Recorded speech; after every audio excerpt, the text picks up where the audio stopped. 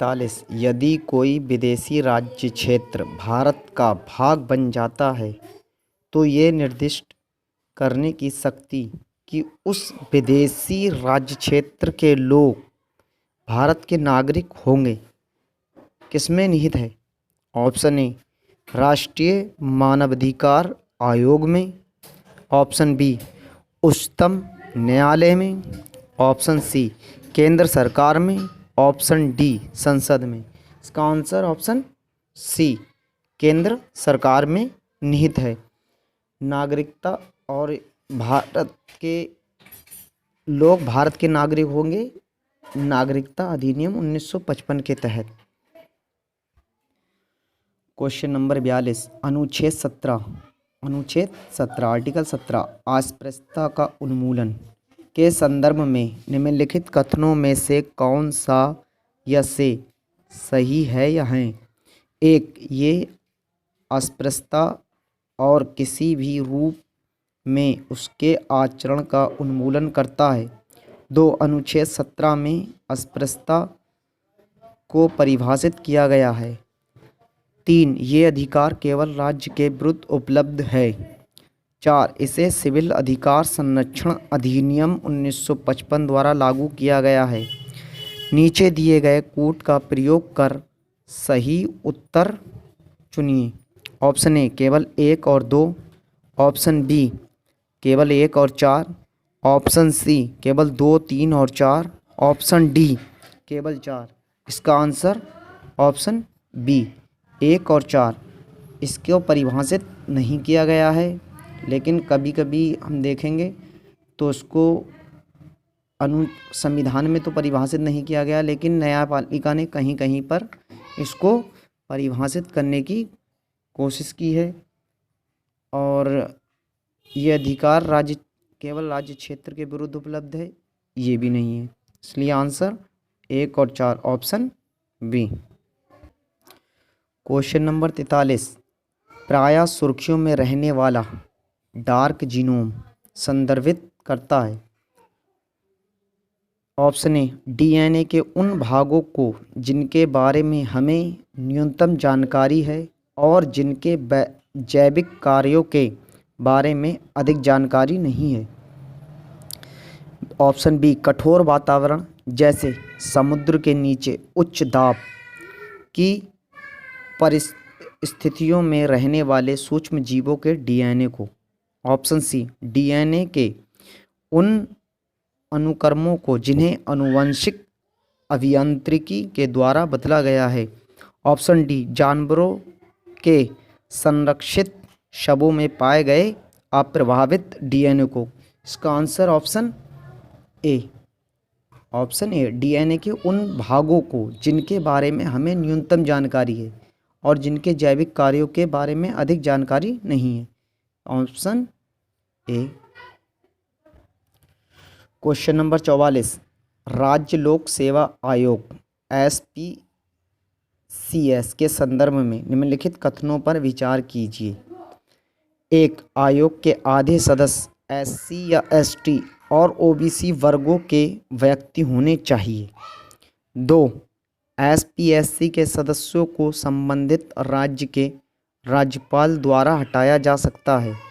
उपर्युक्त कथनों में से कौन सा या से सही है या हैं। ऑप्शन ए केवल 1, ऑप्शन बी केवल 2, ऑप्शन सी 1 और 2 दोनों, ऑप्शन डी ना तो 1 ना ही 2। तो इसका आंसर ऑप्शन डी। ये जो है SPSC चाहे राज्य लोक सेवा आयोग की बात करें चाहे संघ लोक सेवा आयोग की बात करें, उन्हें कौन हटाता है? केवल राष्ट्रपति के द्वारा ही हटाया जा सकता है। और आयोग के आधे सदस्य ऐसा नहीं है। इसमें राज्य लोक सेवा आयोग में एक अध्यक्ष होता है, अन्य सदस्य होते हैं। उनकी नियुक्ति राज्यपाल के द्वारा होती है और इनकी योग्यता निर्धारित नहीं की गई है। हाँ, आधे सदस्य जिन्होंने भारत सरकार या किसी राज्य सरकार के अधीन कम से कम 10 वर्षों तक पद धारण किया हो, वो इसके सदस्य आधे सदस्य होते हैं। और इनको UPSC के अध्यक्ष की तरह ही राष्ट्रपति द्वारा हटाया जाता है। यदि आपने अभी तक हमारा चैनल सब्सक्राइब नहीं किया है तो अभी परवेज दिशा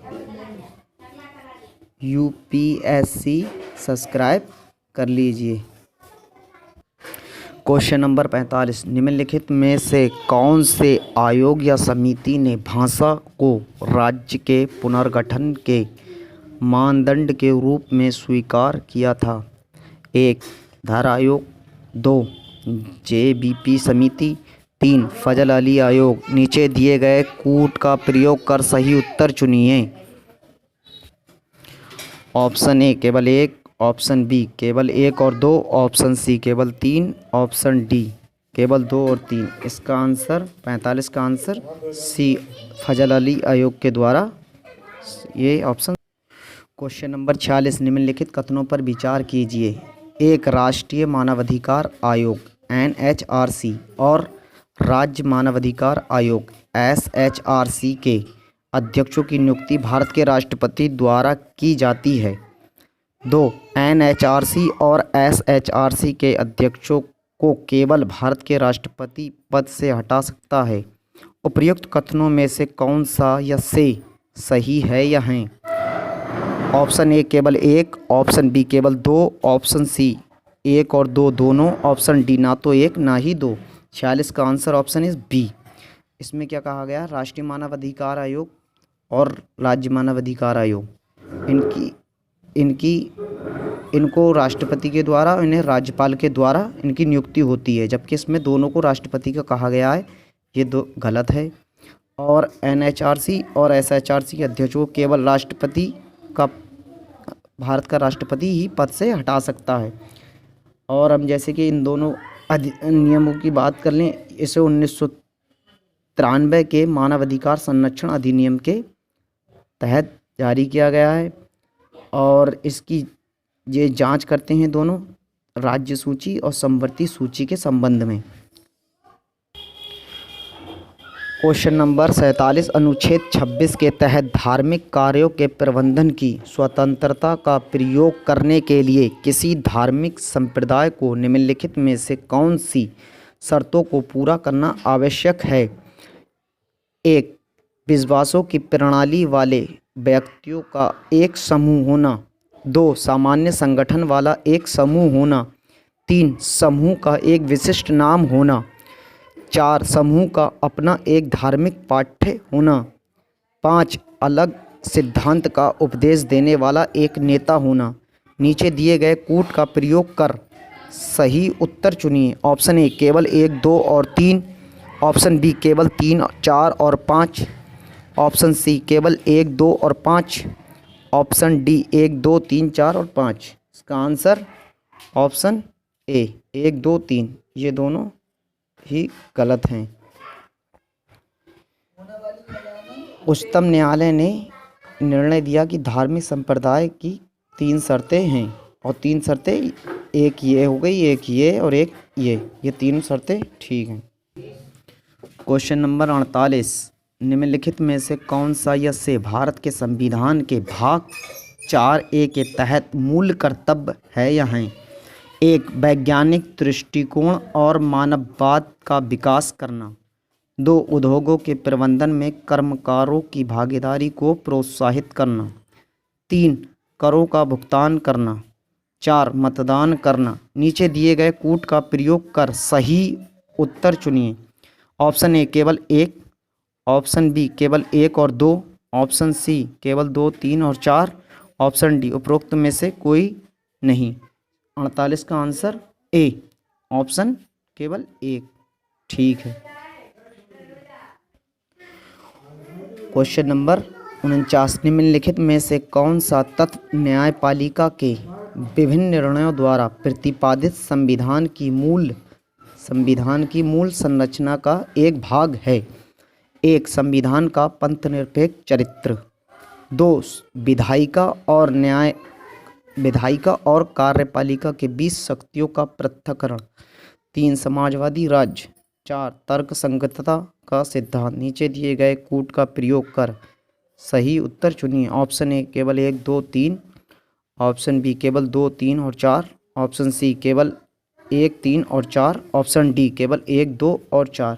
इसका आंसर ऑप्शन डी 1, 2, 4 समाजवाद राज ये इसका संविधान की मूल संविधान की मूल संरचना का भाग नहीं है।